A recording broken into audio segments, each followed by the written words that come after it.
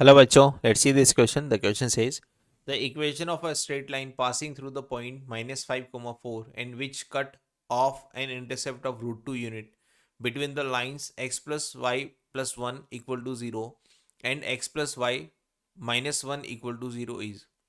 देखिए बच्चों, आपको यहाँ पर दो लाइन दे रखी है और ऐसा बता रखा है कि आपको एक इक्वेशन ऑफ स्ट्रेट लाइन बतानी है जो इस पॉइंट से पास होनी है। और उसके बाद बता रखा है कि ये लाइन जो है वो रूट टू यूनिट का एक इंटरसेप्ट काटती है इन दोनों लाइंस के बीच में। तो बेसिकली अगर हम यहाँ पर जाने कि A X plus B Y plus C equal to zero, और यहाँ पर अगर मैंने A X plus B Y plus lambda equal to zero ऐसा कुछ लिखा है, तो ये दोनों लाइन क्या है? पैरेलल लाइन्स, क्योंकि इनका एक्स और वाई का मल्टीपल बदल नहीं रहा है ना। ये लाइन पैरेलल लाइन है। तो यहाँ पर भी हम देख रहे हैं इन दोनों लाइंस को, तो ये दोनों लाइन क्या है? पैरेलल लाइन है।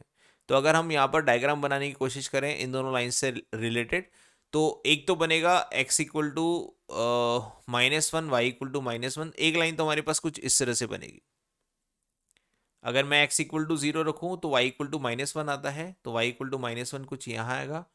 और y इक्वल टू 0 रखूँ तो x इक्वल टू -1 यहाँ कुछ इस तरह से लाइन बनेगी। एक तो मान लेते हैं कि ये हमारे पास एक लाइन इस तरह से, इस लाइन का इक्वेशन है x plus Y plus 1 equal to 0, और दूसरी लाइन बनेगी हमारे पास x plus Y equal to 1, जो कि लाइन बनेगी कुछ इस तरह से।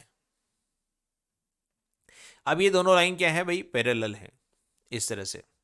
अब एक जो लाइन है वो -5,4 को ही यहाँ पर से यहाँ पर, अगर मैं -5,4 की बात करूँ तो -5,4 अगर मैं यहाँ रखता हूँ इस तरह से इस वाली लाइन में ना, तो -5 प्लस 4 प्लस 1 इक्वल टू 0। तो देखो ये -5 प्लस 5 इक्वल टू 0 आ रहा है।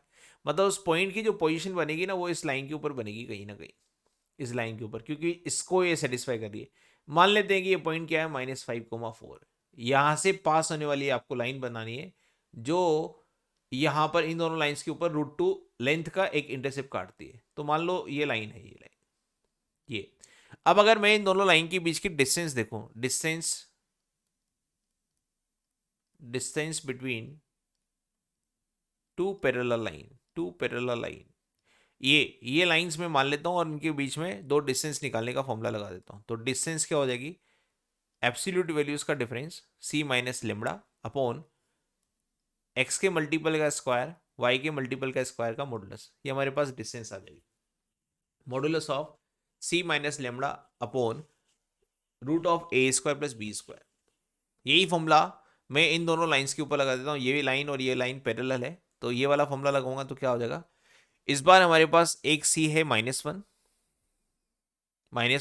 और लेमड़ा की वैल्यू है 1, तो c1 माइनस c2 या c minus lambda that is ऊपर बन जाएगा -2, और x का मल्टीपल और y का मल्टीपल दोनों 1 है, तो यहां पर बनेगा 1 का स्क्वायर प्लस 1 का स्क्वायर डेट इज √2। इसको सिंप्लीफाई करेंगे तो ऊपर मिलेगा -2 डिवाइड बाई √2, तो ये बेसिकली मिल जाएगा √2। तो डिस्टेंस हमारे पास कितनी आ गई? √2 आ गई। और यही इसने बोल रखा है कि वो जो लाइन है ना, जो लाइन है वो √2 यूनिट का इंटरसेप्ट काटेगी। और ऐसा तभी हो सकता है भाई, जो डिस्टेंस निकालते हैं ना वो बेसिकली हम क्या निकालते हैं? परपेंडिकुलर डिस्टेंस निकालते हैं। तो परपेंडिकुलर डिस्टेंस हमारे पास √2 आ रही है और ये लाइन भी √2 लेंथ का इंटरसेप्ट काट रही है। इसका मतलब ये जो लाइन है ना, ये लाइन आने वाली जो लाइन है जो हम निकालेंगे, जो -5,4 से पास हो रही है, वो इन दोनों लाइन की क्या होगी? परपेंडिकुलर लाइन होगी। और हम जानते हैं कि अगर हमारे पास A X plus B Y plus C equal to 0 कोई लाइन हो, तो इस लाइन के परपेंडिकुलर लाइन अगर मेरे को लिखनी हो, 90 डिग्री पर लाइन लिखनी हो, तो कैसे लिखी जाती है? इस बी को मैं एक्स को दे देता हूँ, मतलब बी एक्स बना दूंगा। ए को वाई को दे दूंगा, मतलब ए वाई बना दूंगा। बीच में प्लस है तो यहाँ माइनस आ जाएगा, प्लस लेमड़ा इक्वल टू 0। तो इस लाइन के परपेंडिकुलर लाइन लिखने का फॉर्मूला ये होता है। तो मेरे को कोई भी एक line x plus Y -1 equal to 0, इसके परपेंडिकुलर लाइन लिखने का तरीका मैंने ऊपर से सीख लिया है यहाँ से। तो अगर इसके परपेंडिकुलर लाइन लिखूं, परपेंडिकुलर लाइन किसके? इस लाइन के, तो कैसे हो जाएगा? x माइनस वाई, इसका मल्टीपल x को, इसका x का मल्टीपल y को, दोनों का 1 1 है तो कुछ भी नहीं जाएगा, और x minus Y plus lambda equal to 0 बन जाएगा। अब ये लाइन कहां से पास हो रही है? Passing through -5,4। ये तो -5,4 यहां पास करा देते हैं, तो बन जाएगा हमारे पास कुछ इस तरह से तो लेमड़ा इक्वल टू कितना आ गया, 9 आ गया। लेमड़ा इक्वल टू कितना आ गया, 9। इस 9 की वैल्यू को हम यहाँ रख देते हैं ताकि हमारे पास लाइन आ जाए जो रिक्वायर्ड लाइन है। तो रिक्वायर्ड लाइन क्या आ जाएगी, x minus Y plus 9 equal to 0। This is our required line.